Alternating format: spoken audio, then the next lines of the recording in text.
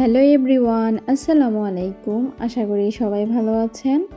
আজকে আপনাদের সাথে শেয়ার করব কালোজাম মিষ্টির রেসিপি। একদম অল্প উপকরণ দিয়ে এই সুন্দর সুস্বাদু কালোজাম মিষ্টিটা তৈরি করে নিতে পারবেন বাসায়। চলুন দেখা যাক এই মিষ্টিটা তৈরি করতে কি কি উপকরণ লাগছে, সেটাই শেয়ার করব আজকে আপনাদের সাথে। আজকে আমি কালোজাম মিষ্টিটা তৈরি করব ছানা দিয়ে। সেজন্য প্রয়োজন ছানা। এখানে আমি প্রায় 1 কাপ পরিমাণ ছানা নিয়ে নিয়েছি। ছানাটা ভালোভাবে পানি ঝরিয়ে নিতে হবে। সেই সাথে শুকনো উপকরণ লাগছে পাউডার মিল্ক, ময়দা, চিনি, ঘি আর বেকিং পাউডার। এগুলো সব আমি মেজারমেন্ট কাপ দিয়ে মেপে নিয়েছি। আপনারাও সেইভাবে মেপে নেওয়ার চেষ্টা করবেন।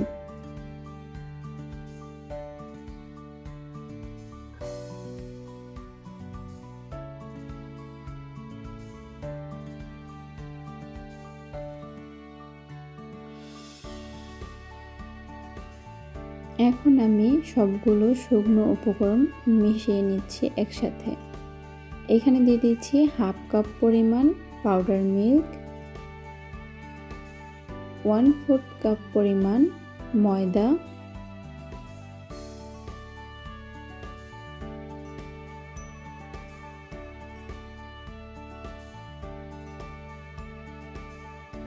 এক টেবিল চামচ পরিমাণ চিনি,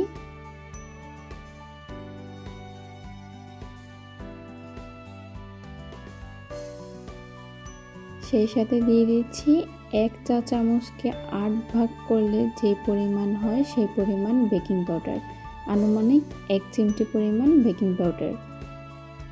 এখন এই সবগুলো শুকনো উপকরণ ভালোভাবে মিশিয়ে নিব।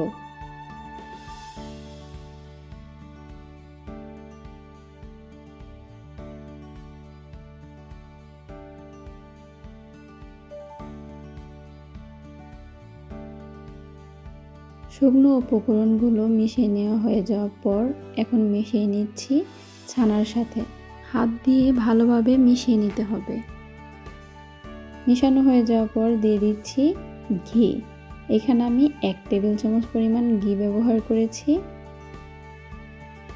তারপর আরও ভালো করে মেখে নিতে হবে।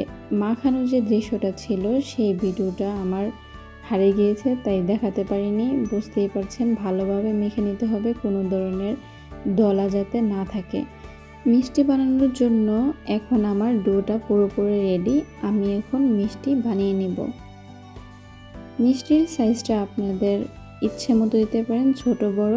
আমার 1 কাপ ছানা দিয়ে এখানে প্রায় 13টা মিষ্টি হয়েছে। আপনাদের ছোট বড় করেন, সেক্ষেত্রে কম বেশি হতে পারে।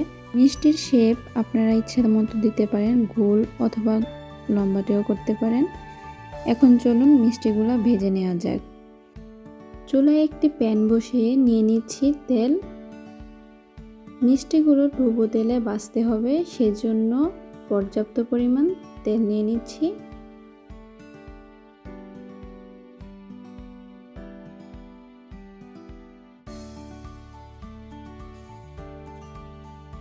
তেলটা খুব বেশি গরম হতে হবে না, হালকা একটু গরম হওয়ার পরেই আমি মিষ্টিগুলো তেলে ছেড়ে দিচ্ছি। বেশি গরম হয়ে গেলে মিষ্টিগুলো ছাড়ার সাথে সাথে মিষ্টি পড়ে যাবে, সেক্ষেত্রে মিষ্টি ভালো হবে না।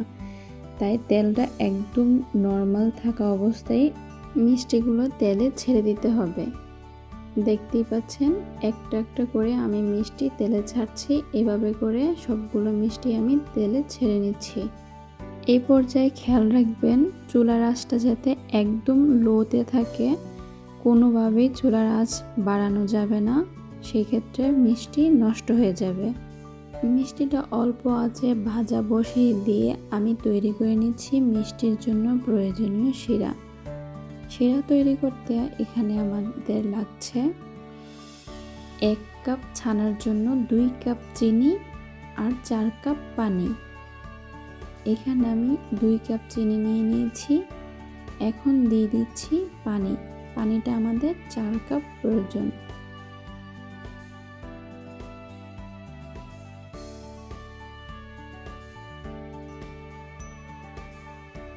পানি দেওয়া হয়ে যাওয়ার পর এখন দিয়ে দিচ্ছি 3টা এলাচ। এলাচটা শুধু ফ্লেভারের জন্য, আপনারা না চাইলে নাও দিতে পারেন। এখন একটু ভালোভাবে নেড়ে দিচ্ছি। আমি কোনো ঘন শিরা তৈরি করব না, 100 200 এই ধরনের কোনো শিরা তৈরি করব না। মিষ্টির জন্য একটা পাতলা শিরা লাগবে। শিরাটা ওইদিকে হতে থাক আর এদিকে আমি মিষ্টিটা ভালোভাবে ভেজে নিচ্ছি। এখন মিষ্টিগুলো উল্টে দিব।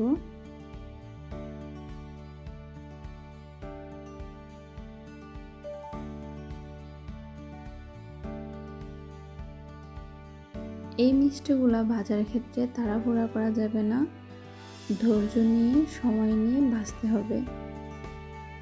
কিছুক্ষণ পর দেখতেই পাচ্ছেন মিষ্টির সুন্দর একটা কালার চলে আসছে।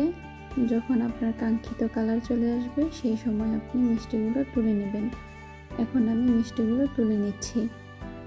যেহেতু এগুলো কালোজাম মিষ্টি, কালারটা একটু কালচে হবে, এটাই স্বাভাবিক। আমি কোনো ফুড কালার ব্যবহার করিনি, একদম ন্যাচারাল রেখেছি কালারটা, সেই জন্য একটু সময় লেগেছে ভাজতে। প্রায় 10 থেকে 12 মিনিট সময় নিয়ে আমি মিষ্টিগুলো ভেজে নিয়েছি। মিষ্টিগুলো তেল ঝরিয়ে এখন দিয়ে দিচ্ছি শিরাতে। শিরাটা এদিকে ফুটে উঠেছে, ফুটন্ত শিরাতে দিয়ে দিচ্ছি মিষ্টি। মিষ্টিগুলো দেওয়া হয়ে যাওয়ার পর ঢাকনা দিয়ে ঢেকে প্রায় 10 মিনিট সময় ধরে জাল করে নেব। এই সময় চুলার আঁচটা একদম হাইতে থাকবে। ঢাকনাতে যদি কোনো ছিদ্র থাকে সেটাও বন্ধ করে দিতে হবে। এখানে আমি টিস্যু দিয়ে বন্ধ করে দিয়েছি।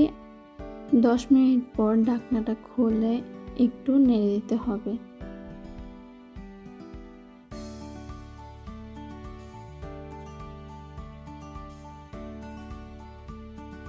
তারপর আবারও ঢাকনা দিয়ে 2 মিনিট অপেক্ষা করব। 2 মিনিট পর চুলার আঁচটা বন্ধ করে দেব, কিন্তু ঢাকনাটা আর খুলব না যতক্ষণ না পর্যন্ত মিষ্টিটা একদম ঠান্ডা হয়ে যায়। পুরোপুরি ঠান্ডা হওয়া পর্যন্ত এই ঢাকনা দিয়ে ঢেকে আমরা রেখে দেব। দেখতেই পাচ্ছেন চুলার আঁচটা এখন বন্ধ করে দিয়েছি। এভাবে ঠান্ডা হওয়া পর্যন্ত অপেক্ষা করব। চলে আসলাম মিষ্টিগুলো ঠান্ডা হয়ে যাওয়ার পর। দেখতেই পাচ্ছেন শিরার মাঝের মিষ্টিগুলো একদম ফুলে ডাবল ডাবল হয়ে গিয়েছে। এখন আমি তুলে নিচ্ছি।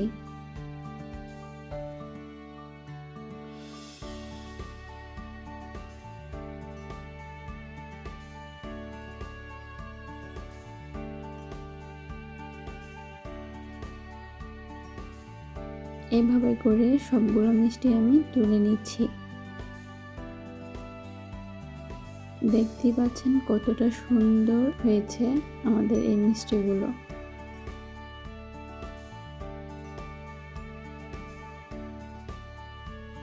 এখন আমি ঘরে ইনস্ট্যান্ট বানানো মাওয়া দিয়ে মিষ্টিগুলো কোট করে নিব। আপনারা চাইলে রেগুলার যে মাওয়া আছে সেটাও দিতে পারেন, কিন্তু শুধু গুঁড়া দুধ ব্যবহার করা যাবে না। দেখতেই পাচ্ছেন এখন আমি মাওয়া দিয়ে গড়ে নিয়েছি মিষ্টিগুলো।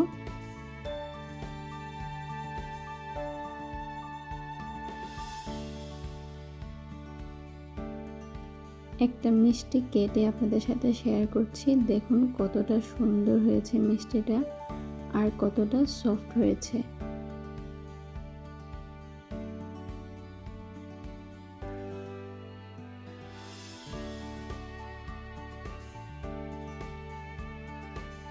অনেক সময় মিষ্টিতে ভিতরে শক্ত দানাদারের মতন কিছু হয়ে থাকে, এটাতে ওই ধরনের কিছুই নেই। দেখুন মিষ্টিটা পুরোপুরি কেটে আপনাদের সাথে শেয়ার করছি। এই মিষ্টিটা খেতে যে কতটা সুস্বাদু হয়েছে সেটা এখন আমার এই পিচ্ছি ফ্রেন্ডের রিভিউ দেখলে বুঝতে পারবেন। সে মিষ্টি খাওয়ার সাথে সাথেই তার রিয়াকশনটা এরকম ছিল। আশা করি বুঝতে পেরেছেন মিষ্টিটা কতটা সুন্দর আর খেতেও সুস্বাদু হয়েছে। যদি আমার এই ভিডিওটা ভালো লেগে থাকে এবং এই রেসিপিটা যদি আপনি উপকৃত হয়ে থাকেন, আমার চ্যানেলটি লাইক, কমেন্ট, শেয়ার এবং সাবস্ক্রাইব করতে ভুলবেন না। দেখা হবে নতুন কোনো ভিডিও নিয়ে। সেই পর্যন্ত সবাই ভালো থাকবেন। আল্লাহ হাফেজ।